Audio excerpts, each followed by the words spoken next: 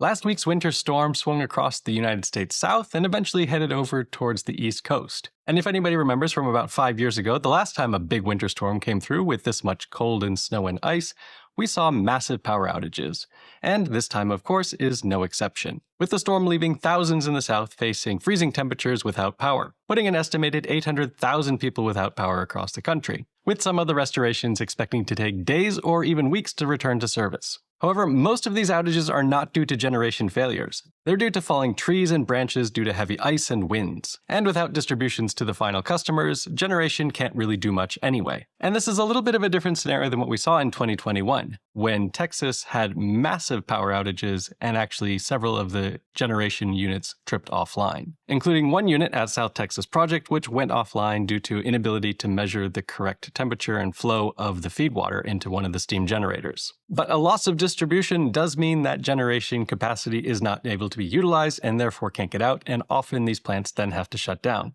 And on the East Coast, there were actually two problems that were causing this. One was the distribution due to the ice and snow falling on local power lines and substations, and the other was ability to obtain sufficient natural gas in order to support the units that were online. And this did lead to several outages across the mid-Atlantic, where 21 gigawatts of generational outages were reported, which is about 16% of PJM's Sunday afternoon demand. And a lot of this was just the result of the natural gas system pipes being constrained due to cold weather and excessive demand. And because of that natural gas restriction, we did see that 40% of New England's grid output was actually coming from oil-fired power plants, which I thought we had gotten rid of all of those, but I guess there are still enough running in order to make up the support. And that meant natural gas was then down to 30% of the fuel source. But what we didn't see was the nuclear plants go down like we did in the last storm. So despite a number of outages across the southern United States, here you can see a map in Texas, we have 37,000 people without power still, Louisiana 96,000, Mississippi, 140,000, Tennessee, 175,000. You get the idea. There's a bunch of people that are still without power.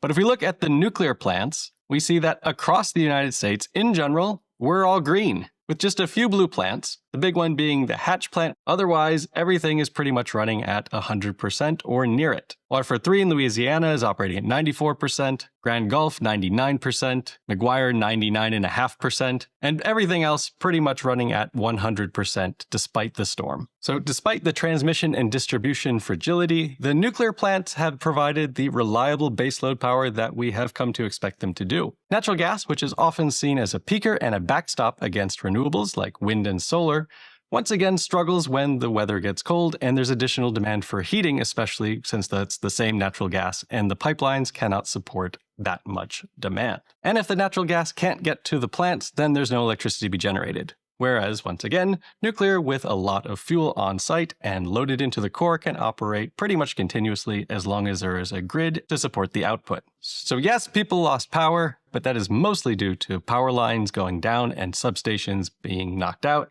and some additional restrictions on natural gas. But in this case, it is nuclear that continues to operate strongly and provide electricity in order to maintain the grid. If the entire grid were to go down, yeah, we would see some nuclear plants trip and go offline as well. But at this point, it looks like the worst of the storm is over and nuclear power has once again proven its baseload reliable worth.